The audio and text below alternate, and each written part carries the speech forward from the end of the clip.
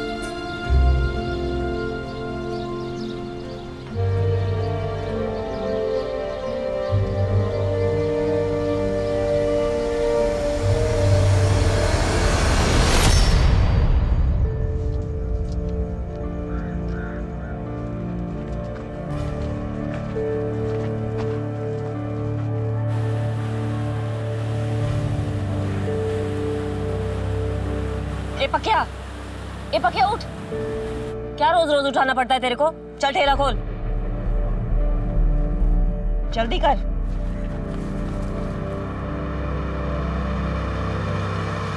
मेरी मदद के लिए रखा था तुझे यहाँ पर, लेकिन सबसे ज्यादा ध्यान तेरा ही देना पड़ता है। और कल 2 नारियल का हिसाब कम मिला है मुझे। क्या टाई सुबह सुबह किटकिट कर रही है? तो कौन सा टाइम सही रहेगा तेरे लिए? कब करूंगी किटकिट? 2 नारियल का पैसा चाहिए मुझे, आज के हिसाब में जोड़ देना।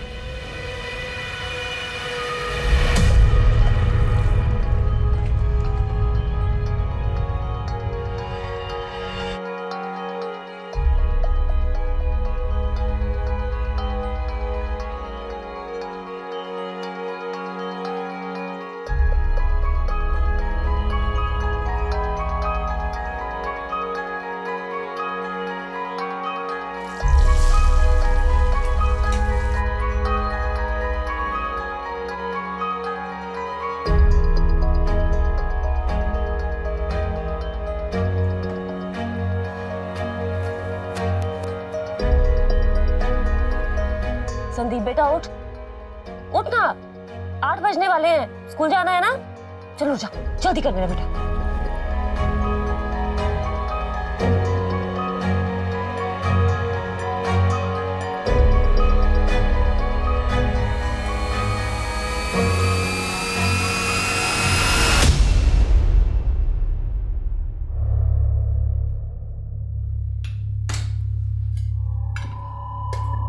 संदीप, ले तेरा टिफिन, जल्दी जा। हाँ, बाय बाय।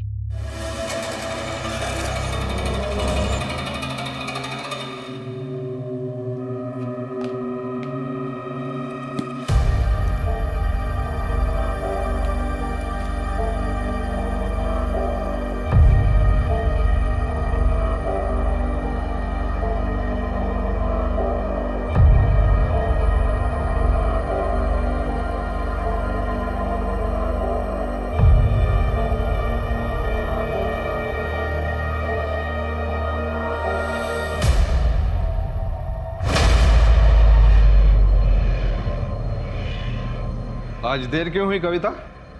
1 मिनट की भी देरी से कितना नुकसान होता है पता है तुम्हें? कुछ पड़ी ही नहीं औरतों को।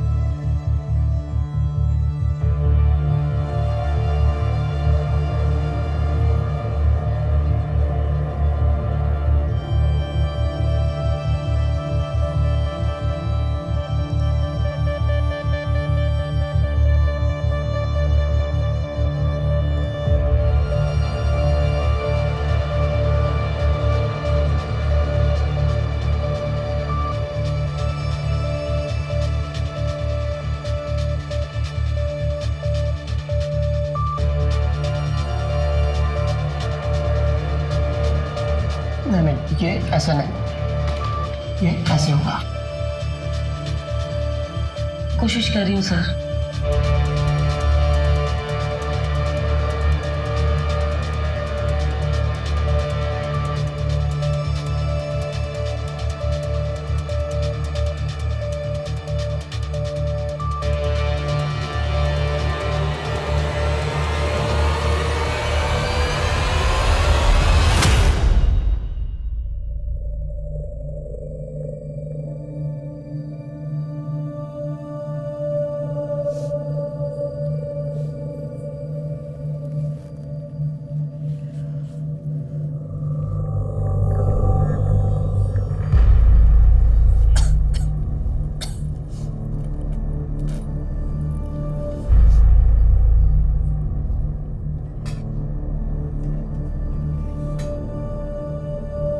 तो वो मैं सोच रही थी कि घर के लिए एक छोटी सी पूजा रखवा लेते हैं। नमक कितना डाला है तूने दाल में? और क्यों करवानी है पूजा? घर की शांति और भलाई के लिए। जितनी अपनी अकल और हैसियत है ना, उतना ही करने का। तो कहाँ से आएंगे पैसे? मैं मैनेज कर रही हूँ ना। और क्यों नहीं आ सकते इतने पैसे? मैं 10वीं पास हूँ। अगर तुमसे शादी नहीं की होती तो और पढ़ती, कोई अच्छी नौकरी करती। अगर मुझे कंप्यूटर सीखने के बाद कोई अच्छी नौकरी मिल जाएगी, संदीप के भविष्य के लिए भी अच्छा होगा ना। तो फिर क्यों मना कर रहे हो तुम? खुद तो क्लास का नाटक छोड़ और पूजा का भी। अपना चल रहा है, सब कुछ ठीक है ना? बस इतना ही बहुत है। लेकिन मैंने पुजारी जी को बोल दिया। अरे तो पुजारी को मैं समझा दूंगा।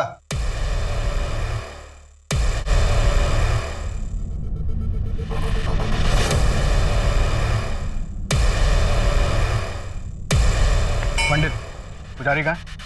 वो अंदर पूजा में बैठे हैं। पुजारी, मेरी बीवी आई थी क्या इधर, कविता? जी हाँ, मैं ही आपके घर पर पूजा की तैयारियां कर रहा हूँ। कोई जरूरत नहीं, पूजा कैंसिल। जी, कोई समस्या है? अरे समस्या आप हैं, आप जैसे लोग हैं जो भगवान का नाम दिखाकर हमें डराते रहते हैं, गरीब लोगों का शिकार करते रहते हैं। और मेरी बीवी, मैं तो है ही अकल की कमी। देखिए, आप शांत रहिए। क्या कर रहे हो तुम? माफी मांगो इनसे। अरे मैं क्यों माफी मांगू? माफी तो इन्हें मांगनी चाहिए। मेरे घर में क्या होगा ये मैं तय करूंगा ना, ये नहीं करेंगे। सारी दुनिया से झगड़ा, गैस वाले से झगड़ा, केबल वाले से झगड़ा, पड़ोसियों से झगड़ा, अब ऊपर वाले से भी झगड़ा। इन्होंने कुछ नहीं बताया है मुझे। मैं खुद आई थी इनसे पूछने। घर चलो अब, जब देखो झगड़ा।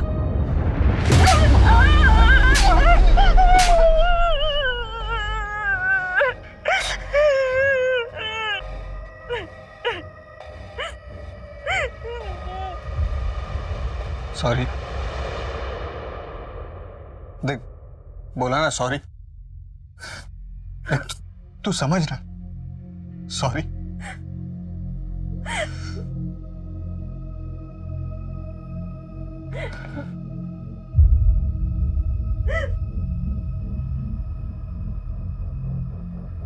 ले पानी पी। कितनी बार सॉरी बोलेगा? सब ठीक हो जाएगा, सब ठीक हो जाएगा। तू कभी नहीं समझेगा। तुझे 7 खून माफ है।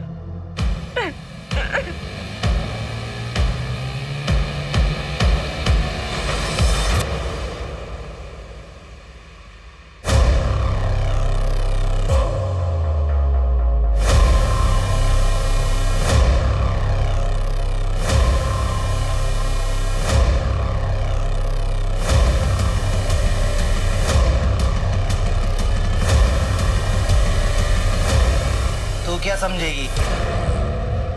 तुझे 7 क्या 7.5 खून भी माफ है।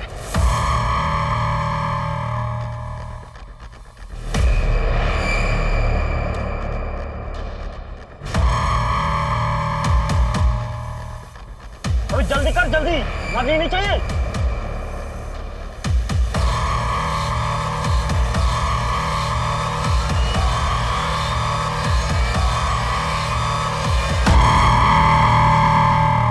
इतनी रात को कहाँ चली गई? आने दे उसको, तब बताता हूं। तू मुझे क्या घूर रहा है? चल काम कर।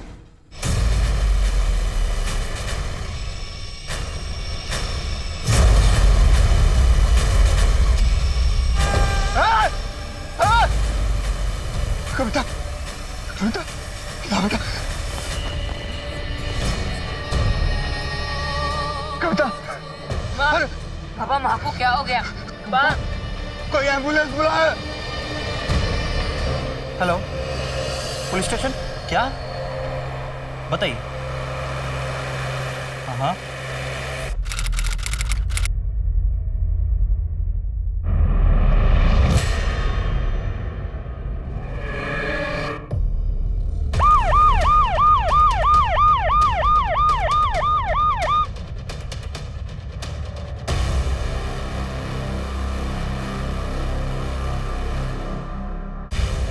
आप यहाँ से कर रहे हैं? आप क्या कर रहे हैं यहाँ पे?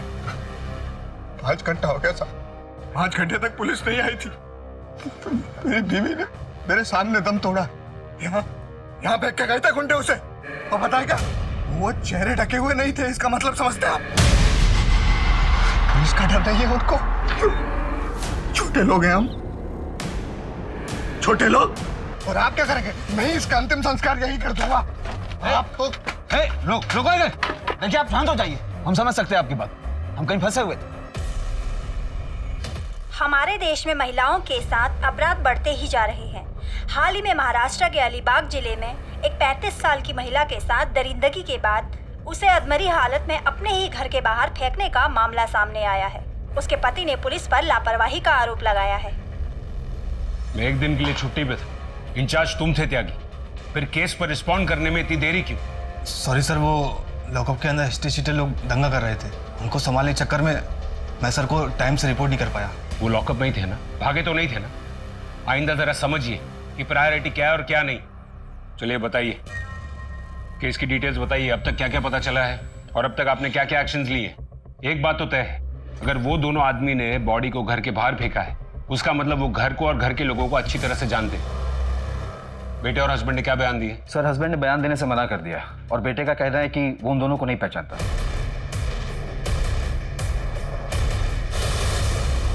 सर, उसने बताया कि टेम्पो का रंग सफेद था, दोनों आदमी सांवले और मीडियम हाइट के थे। टेम्पो का नंबर उसे याद नहीं है सर। मैंने ट्रांसपोर्ट डिपार्टमेंट से इन्फॉर्मेशन मांगी है सर, नाकाबंदी भी करवा दिया मैंने। सर, बॉडी को पोस्टमार्टम के लिए पहुंचा दिया गया है। मोबाइल रिकॉर्ड्स और जीपीएस लोकेशन रिपोर्ट्स कल तक आ जाएंगे। इस केस पर जल्द से जल्द रिजल्ट्स चाहिए। जी सर। और एक बात सर, हस्बैंड ने कुछ जाति भेद का आरोप लगाया था। छोटे लोग हैं हम, छोटे लोग।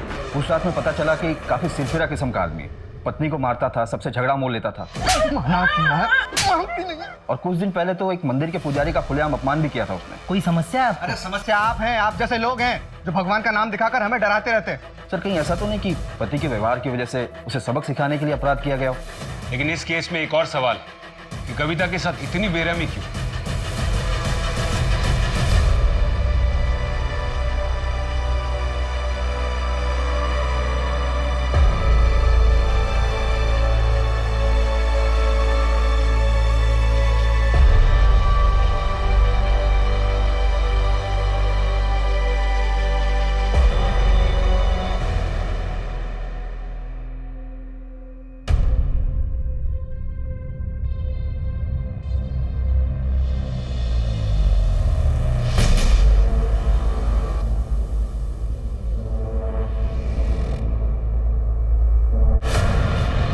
मैडम, मेरी मदद कीजिए, मेरे साथ बहुत बड़ा धोखा हुआ है। जी, मेरा नाम डॉक्टर दिवाकर है, मैं यहाँ ओल्ड सिटी रोड पे प्रैक्टिस करता हूँ। मेरी बीवी ने मेरे साथ चीटिंग की है, मेरी प्लीज़ कंप्लेन लिखिए। चीटिंग? क्या मतलब? जी, मेरी बीवी डॉक्टर कामिनी मेरे 25 लाख और जेवरात लेके गायब हो गई। सर, सर पोस्टमार्टम में गैंग रेप कंफर्म हुआ है, लिखा है कि 4 से 5 लोग। और एक बात है सर, रेप के बाद लोहे के हथियार से इंटरनल पार्ट को डैमेज किया गया है। मौत का कारण इंटरनल ब्लीडिंग है सर। और सर टेम्पो की अभी तक कोई रिपोर्ट नहीं मिली है। सर कविता के फोन रिकॉर्ड्स और जीपीएस लोकेशन रिपोर्ट आ गई है। ये लगभग उसके रोजमर्रा के रूटीन से मैच तो कर रहा है, बस ये एक 14 तारीख का दिन है। उस दिन पैटर्न थोड़ा अलग है। ये देखो 2 बजे के करीब काम से निकलने के बाद और क्लास से पहले वो यहाँ शिवाड़े नगर गई। आलोक पता करो कि वो वहाँ क्यों गई थी और किससे मिलने गई। Okay sir. और सर ये देखिए 14 तारीख को रात को 9:30 बजे कविता वापस पापड़ फैक्ट्री गई थी। लेकिन वो तो वहाँ शाम 5 बजे तक ही काम करती है ना। हाँ सर, यही इन्फॉर्मेशन मिली अभी तक। फिर उस दिन अचानक ऐसा क्या हुआ कि उसको वापस जाना पड़ा।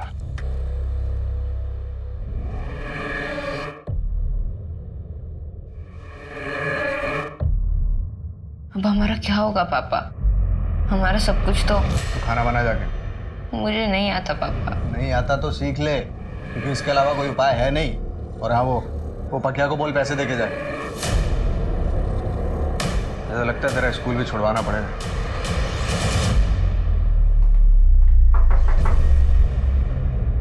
देखिए मैं समझता हूं कि आप लोग परेशान होंगे, लेकिन आप लोगों से बात करनी जरूरी है।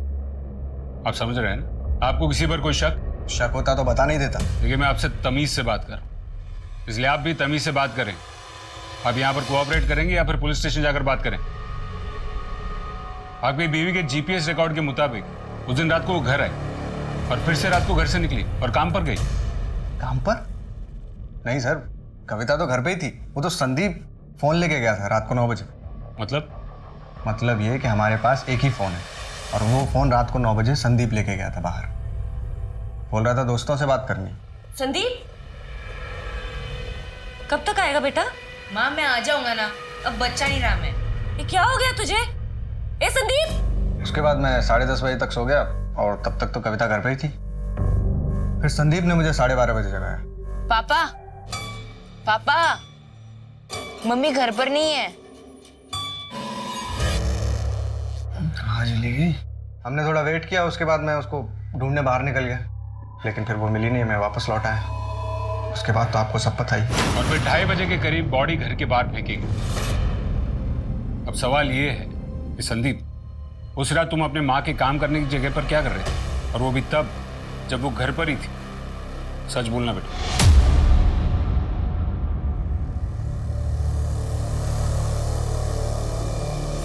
हेलो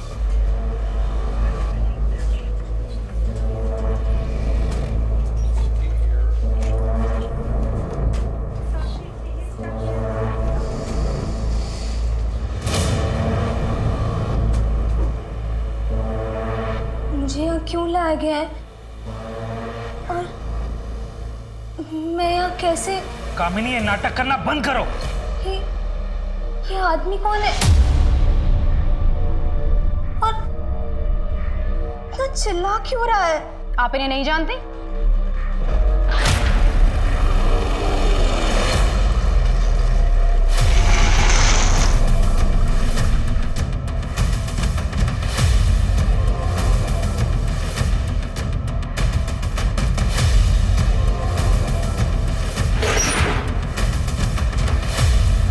सर अंदर कुछ नहीं है।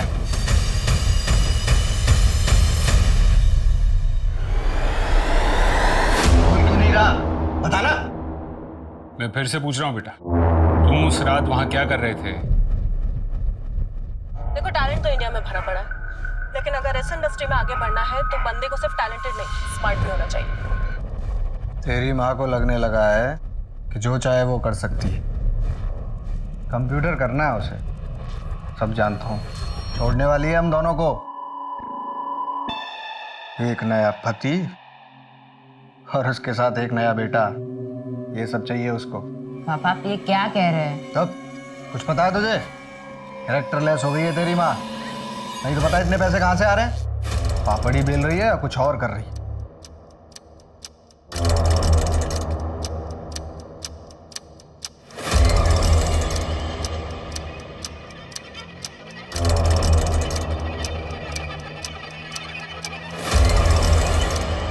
कुछ दिनों पहले मेरी माँ ने मुझे कुछ बताया था। संदीप,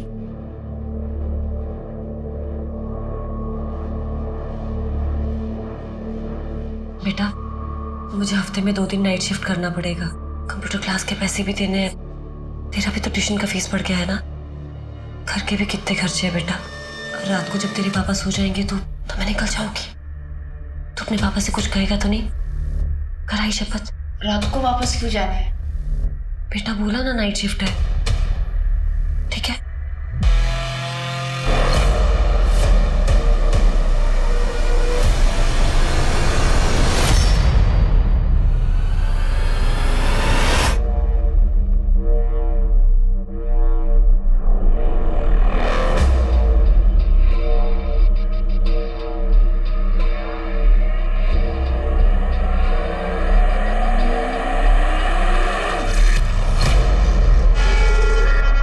जब माँ ने मेरे साथ नाइट शिफ्ट की बात की तब मैं थोड़ा परेशान हो गया।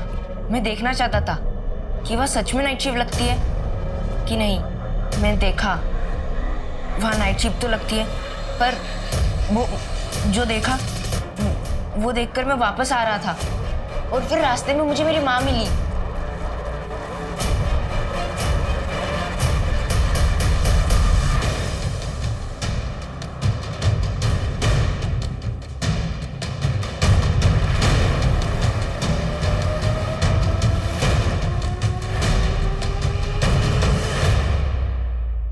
दिवाकर?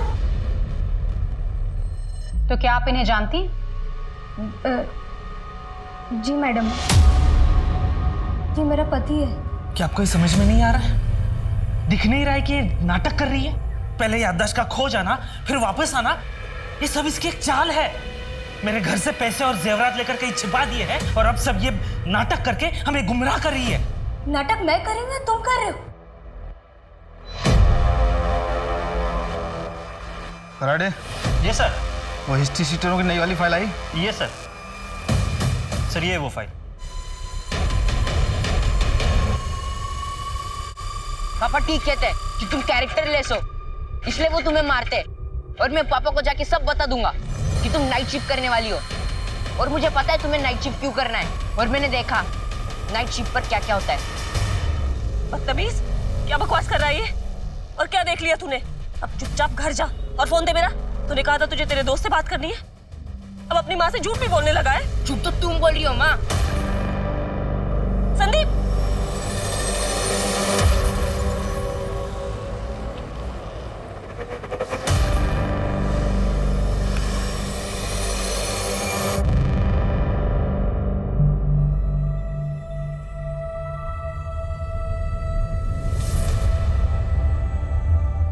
हो पापा? याद रखना कविता, जिंदगी में सबसे बड़ी चीज है सम्मान। उसके बिना कुछ भी नहीं है। और उससे भी बड़ी चीज है आत्मसम्मान। उसे कभी मत खो देना। किसी के सामने हाथ मत फैलाओ। हमेशा कड़ी मेहनत करो और अपनी खुददारी बनाए रखो। कर तो रही हूँ सब कुछ बाबा, लेकिन फिर भी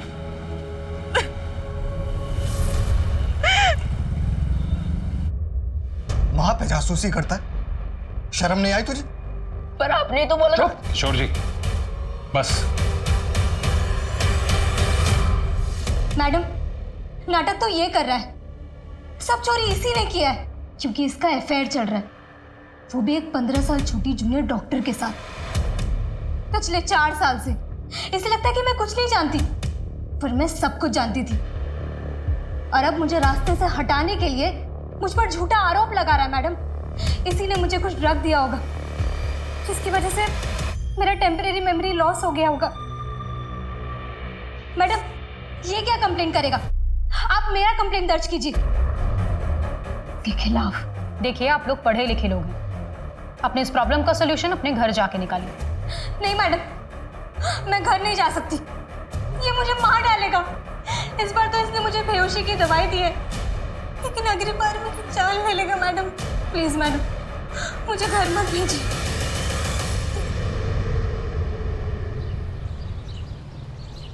बाबा चाय। बेटा कब तक रुकना होगा मुझे यहाँ? बस 2 दिन बाबा, उसके बाद 6 महीने पूरे होने वाले हैं। चिंता मत कीजिए, घर पर सब ठीक है, मैं सब संभाल रहा हूँ, माँ भी ठीक है।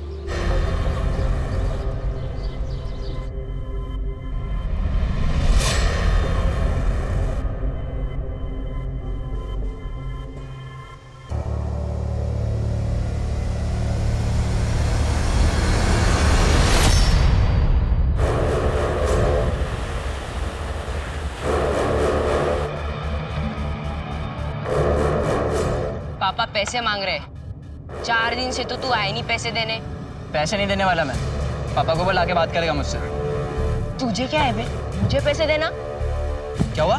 पैसे दे, तू पहले पैसे दे। दयानंद खुड़े, अपने आप को पापड़ किंग कहते हो ना? सर छोटा सा बिजनेस है। देवकी सालस्कर, 14 तारीख की रात को, जिस रात को कविता का रेप हुआ था, आप दोनों को ऑफिस में देखा गया था, कॉम्प्रोमाइजिंग पोजीशन में। सर ऐसा कुछ भी नहीं है। और किसने बोला आपको? हमें लगा आप कविता के बारे में कुछ पूछना चाहते हैं, इसलिए हम यहाँ आए। और ये सब क्या है? और क्या प्रूफ है आपके पास? अपराधियों को ढूंढने के बजाय आप हमें देख रहे हैं। आपको पता नहीं सर, इस अपराध के कारण मेरा बिजनेस कितना लॉस में जा रहा है। इलाके की औरतों ने काम पर आना बंद कर दिया है और उधर ऑर्डर पे ऑर्डर ले रखा। आप दोनों वहां थे या नहीं? हाँ या ना? और कविता उस रात वहां आई थी या नहीं? कराड़े, इन दोनों को लॉकअप में डालो, याददाश्त ताजा हो जाएगी। साहब हमने कुछ नहीं किया साहब, रात का तो पता नहीं, लेकिन दिन में मिली थी साहब वो काम पे। साहब वो सभी औरतों से किसी दिमाग के डॉक्टर के बारे में पूछ रही थी, 1 हफ्ते से पूछ रही थी साहब। देखिए देवकी जी, अब कहानियां बनाने से कोई फायदा नहीं। लेकिन साहब ये सच है कि वो बोल रही थी कि वो उसी दिन डॉक्टर से मिलेगी। वो दिमाग के डॉक्टर से मिली होगी, पूछा भी होगा, लेकिन हम आपसे ये पूछ रहे हैं कि 14 तारीख की रात को क्या हुआ था। अगर सच सच बोलना है तो बात करते हैं, वरना कराड़े। सर मैं इज्जतदार आदमी हूँ सर ऐसा मत कीजिए सर। सर क्या आपको लगता है कि इन दोनों की वजह से? हो सकता है त्यागी, कविता परेशान हुई होगी और इसलिए वो फैक्ट्री पहुंच गई, ये समझने के लिए कि उसका बेटा बात क्या कर रहा था। और ये दयानंद खुड़े, ये शादीशुदा है, इसलिए उसने एक घिनौना काम अपने आदमियों से करवाया होगा और फिर बॉडी को फिकवा दिया होगा घर के बाहर, सबक सिखाने के लिए। त्यागी, एक काम करो, ये दयानंद खुड़े के सारे डिलीवरी टेम्पोस की फॉरेंसिक जांच करवाओ तुरंत, कविता के खून के ट्रेसेस के लिए, और उसके डिलीवरी के आदमी और हेल्पर्स को भी लाइन अप करो, और ये कविता के बेटे और पति को शिनाख्त के लिए बुलाओ। जी सर। एक बात अभी भी समझ में नहीं आ रही है, कविता रात को निकली थी क्यों? अगर उसका बेटा फोन लेकर रात को घर से बाहर निकलता था दोस्तों से बात करने के लिए, फिर तो वो घर को आ जाता होगा, लेकिन कविता को संदीप रास्ते में ही टकराया था।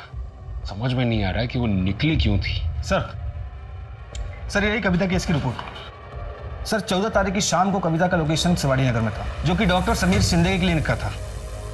साइकियाट्रिस्ट है? सर हमने आसपास पूछताछ की, वहां से पता चला डॉक्टर समीर शिंदे काफी टाइम से छुट्टी पे। और एक बात सर, हमें एक नई जानकारी हाथ लगी है। जैसा आपने कहा था, शहर के सारे हिस्ट्री शीटरों को खंगाला, उनमें से हमारे सामने एक नाम आया। सर 1 साल पहले ही जेल से छूटा है।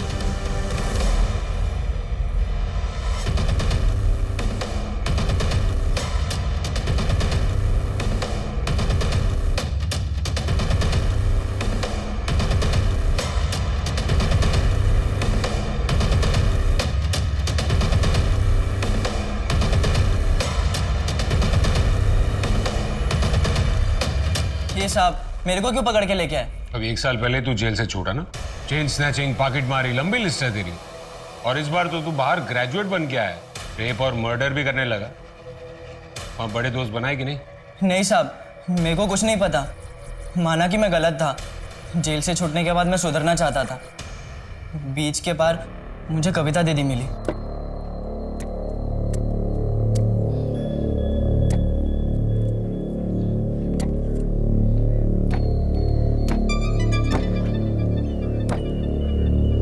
क्या देख रहा है?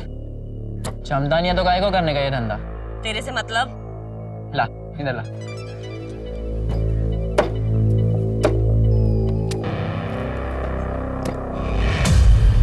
ये ले। दिखता इतना सा है, पर क्या फटाफट काटा। मेरे को सिखाएगा? मेरे यहाँ काम करेगा? मेरे को क्या मिलेगा? इनाम इनाम मिलेगा एक दिन बहुत बड़ा। दीदी बहुत अच्छी थी, उन्होंने मेरा काम देखकर मुझे अपना ठेला बेच दिया।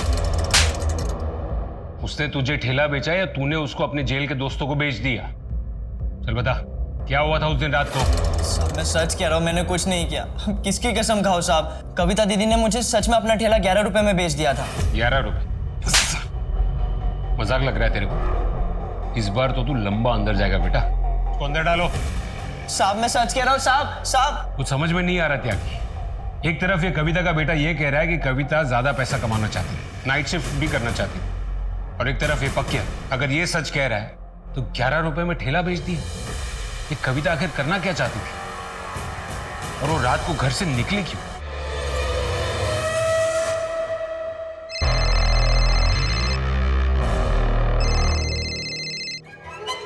अभी मत निकलना, तुम्हारे रास्ते पर आज रात नाकाबंदी होने वाली है।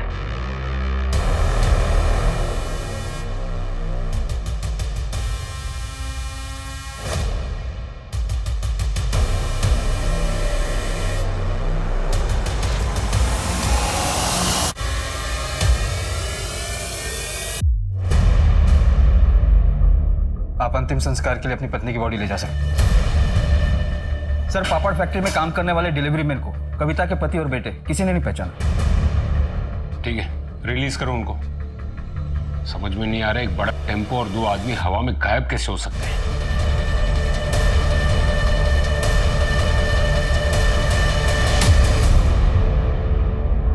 देखो कामिनी, क्यों ना हम ये सब कुछ भुलाकर एक नई शुरुआत करते हैं। मुझे तलाक चाहिए। इस बात को हम दोनों जानते हैं कि वो पैसे तुमने लिए हैं। कम से कम उसमें से मुझे आधा तो दे दो। मैं नहीं जानती कि तुम किस पैसे के बारे में बात कर रहे। प्लीज ये घर छोड़ के चले जाओ और उस औरत के साथ ही रहना। सर, वो डॉक्टर जिसे कविता मिलने गई थी, डॉक्टर समीर, उसके क्लिनिक से फोन आया था।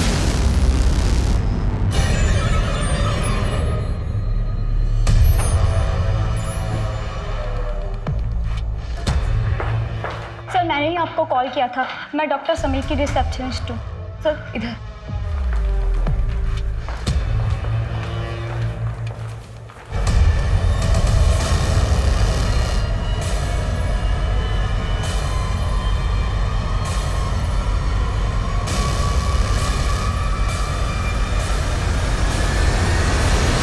इनका कॉल आया था 14 तारीख को। इन्होंने कहा इनको अचानक से गांव जाना होगा तो इनके सारे अपॉइंटमेंट कैंसिल कर दूं।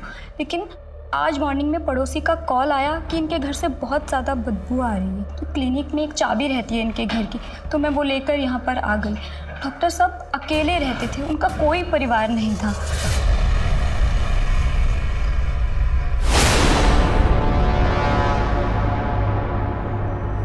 सर, अंदर ये मिला है। सिर्फ एक टुकड़ा यहाँ पर? इस टुकड़े से तो लगता है कि ये किसी औरत की साड़ी का या दुपट्टे का होगा। इसको एविडेंस बैग में डालो और ब्लड टाइप मैच करो और कविता की फैमिली से इसकी शिनाख्त करो। वैसे भी त्यागी, ये क्राइम सीन लग नहीं रहा है। कविता के गुनहगार तो 4-5 आदमी थे। यहाँ पर ऐसे कोई स्ट्रगल के निशान भी नहीं दिख रहे। तो एक काम करो, पड़ोसियों से पूछताछ करो और घर के बाहर सीसीटीवी कैमरा भी है। 14 तारीख की फुटेज निकलवाओ।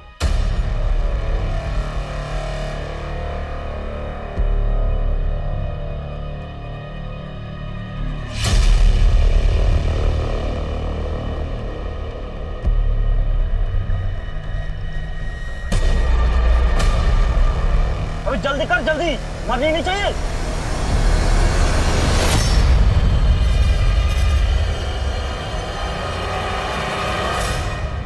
डॉक्टर साहब, आजकल मुझे नींद नहीं आती। मैं 4-5 रोज से सोई नहीं हूँ। मेरा एक हाथ भी कांपता है। बहुत मेहनत कर रही हूँ ना आजकल। मेरे पति तो कुछ करते नहीं हैं। जब से उसने नौकरी छोड़ी है वो अजीब सा बर्ताव करता है। पता नहीं उसको क्या हो जाता है। मुझ पर हाथ उठाता है, बिना बात के चीखता है, लोगों से झगड़ता है। देखिए, आप परेशान मत होइए। मैं आपको 7 दिन की नींद की दवा लेकर आऊँ, उसे आप लीजिए, आप ठीक हो जाएंगे। और अगर आपके पति ज़्यादा ही गुस्सा दिखाएं तो उन्हें चाय के साथ 1 बूंद डाल के दे दीजिएगा। मैं तो कहता हूँ उन्हें आप यहाँ ले ही आइए।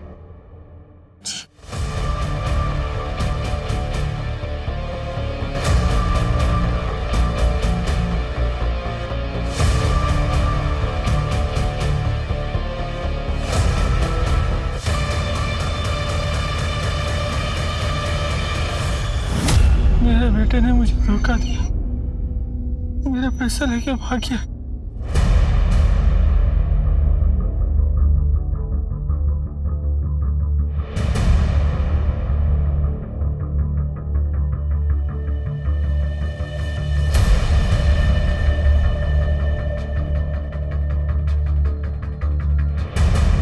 सर 2 आदमी आते हैं करीब 4 बजे, घंटी बजाते हैं, डॉक्टर समीर दरवाजा खोलते हैं और 5 मिनट बाद वहां से निकल जाते हैं। सर फॉरेंसिक ने कंफर्म किया है कि कपड़े के टुकड़े पर लगा खून कविता का ही है और उसके बेटे ने भी यही बात बताई कि कविता उस दिन वही साड़ी पहन कर गई थी। कपड़े का टुकड़ा साड़ी से मैच करता है सर। 4 बजे?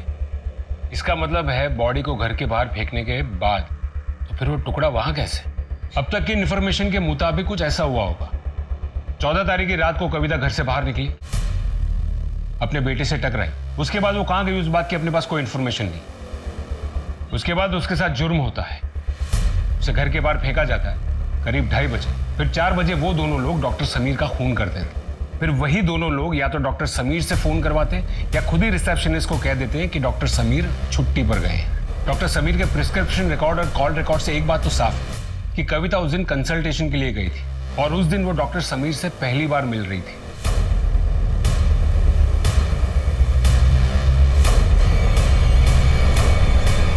फुटेज में गाड़ी का नंबर क्लियरली दिख रहा है, गाड़ी इसी शहर की है।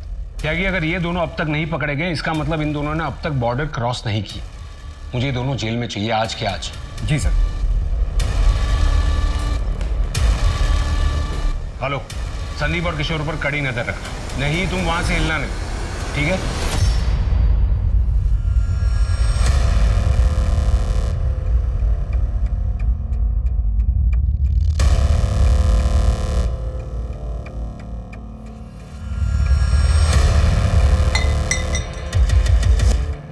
सर पार्शियल प्लेट से व्हाइट कलर की 2 टेम्पो ट्रैक होगी। उसमें से एक गाड़ी का नंबर सीसीटीवी फुटेज में दिखे गाड़ी के नंबर से मैच होता है। उसमें से एक रात को अलीबाग में था, किसी बाबू का है सर। गुड जॉब, उठा लो सबको। पुलिस को पता लगा कि इनका एक बड़ा गैंग है जो अलग अलग शहरों में लोगों को फंसा के अपना शिकार बना रहे हैं। खास करके पीड़ित और मजबूर महिलाओं को और अलग अलग तरीकों से इनके बारे में पता लगाते हैं। कभी मनोचिकित्सकों से, कभी लोन देने वालों से, कभी कभी महिलाओं की मदद करने वाली संस्थाओं से, यहाँ तक कि इन लोगों ने तो एडवर्टाइजमेंट्स की तक मदद ली है।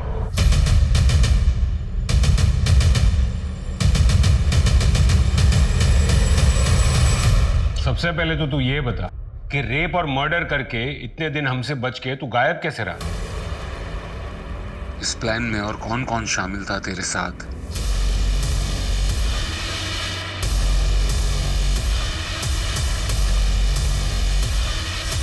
आओ आओ, आखिरकार तुम आ ही गई। मैं कब से इंतजार कर रहा हूं तुम्हारा।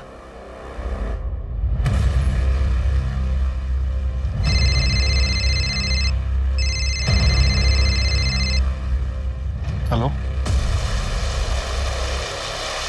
हाँ ठीक है, पहुंच रहा हूँ 20 मिनट में।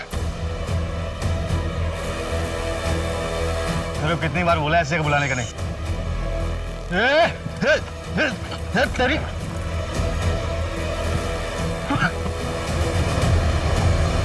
शर्म आती तुम्हें अपना ऑफिसर कहते हुए? तुम्हारे जैसे चंद लोगों की वजह से पूरा पुलिस डिपार्टमेंट बदनाम है। कौन है वो लोग जिन्हें तुम बचाने की कोशिश कर रहे हो? सर मुझे नहीं मालूम कि ये रेप और मर्डर किसने किए। मैं तो कुछ पैसे के लिए बस इन्हें इन्फॉर्मेशन देता था, बस यही कि हमारी नाकाबंदी कहाँ लगने वाली है।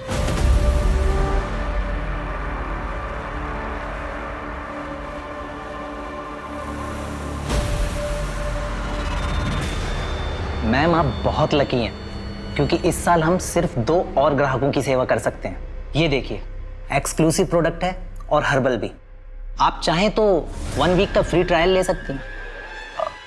मैम आप बहुत सुंदर हैं। कविता तो पैसे वाली नहीं थी। सर हमारे बॉस को कविता बहुत पसंद थी, वो उसे पाना चाहते थे, लेकिन सर वो कभी किसी के साथ ज़बरदस्ती नहीं करते, बल्कि औरतों को इतना मजबूर कर देते हैं कि वो खुद ब खुद उनके पास आती। अलीबाग में हम लोग 1.5 साल पहले शिफ्ट हुए। दरअसल नासिक में मामला ज़्यादा गर्म हो गया था, इसलिए यहाँ ज़्यादा कुछ कर नहीं रहे, बस कुछ मजबूर औरतों का सेक्स रैकेट चला रहे हैं। क्या नाम है तेरे बॉस का? सर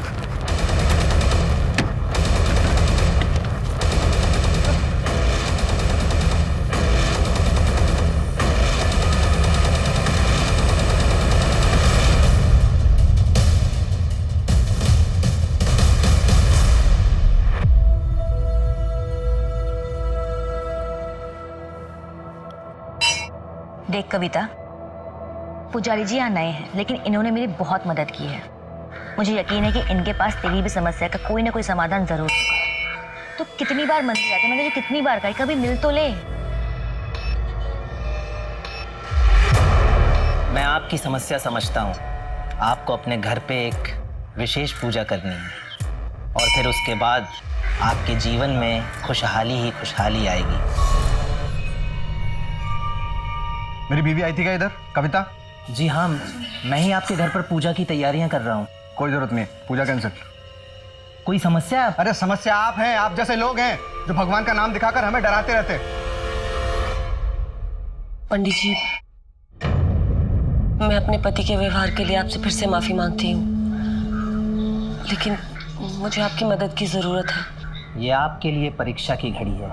यदि ये पूजा आपके घर पर नहीं हो सकती तो मेरे पास एक पवित्र स्थान है जहाँ ये पूजा की जा सकती है। 14 तारीख की रात, जो कि एक शुभ मुहूर्त है, तब ये पूजा की जा सकती है। जी पंडित जी, मैं आऊंगी। उस वक्त मेरे पति और मेरा बेटा सो रहे होंगे। मैं जरूर आऊंगी। और आपकी दक्षिणा? जो आपकी खुशी हो, लेकिन अधिक प्राप्ति के लिए आपको एक बलिदान देना होगा। एक ऐसी चीज जो आपके जीवन में कुछ मोल रखती हो, उसे आपको 11 रुपए के लिए बेचना होगा।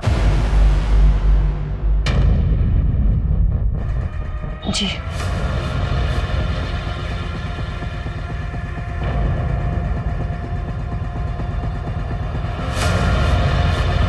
कविता, तू?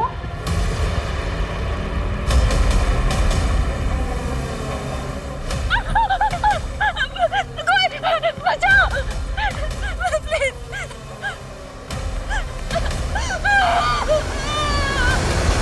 बहुत इंतजार कराया तूने। देख, अगर तू चुपचाप रहेगी तो तुझे सिर्फ मुझे खुश करना पड़ेगा, वरना मेरे सब दोस्तों को। और डॉक्टर समीर को? उसे तो मारना ही था। वो सांगली मेरे गांव से था। उसने मुझे मंदिर में पहचान लिया था।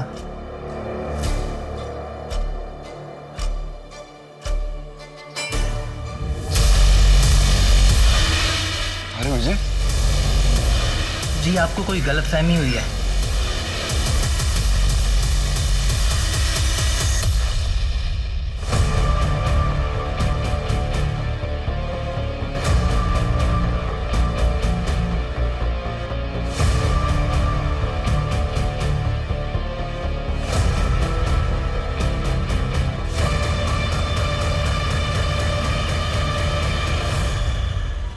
इस पेड़ के नीचे अगर पैसे डाल दो तो दुगने हो जाते हैं। बस आपको 6 महीने के लिए इस पेड़ के नीचे रहना पड़ेगा।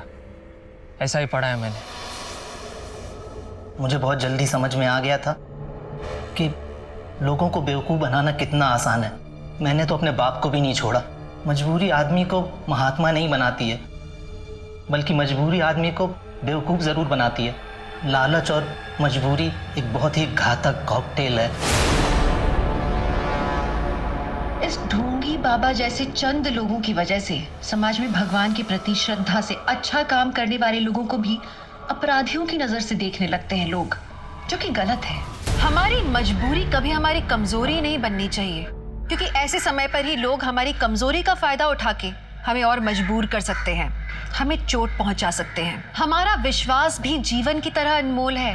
जैसे हम अपना जीवन हर किसी के हवाले नहीं कर देते, वैसे ही अपना विश्वास भी हमें किसी पर बस यूं ही नहीं कर लेना चाहिए। सोच समझ कर इंसान पर विश्वास करें। एक गलत इंसान पे विश्वास, जिसकी बहुत बड़ी और बुरी कीमत आपको चुकानी पड़ सकती है। इसलिए प्लीज सतर्क रहें। सतर्क रहेंगे तो सुरक्षित रहेंगे।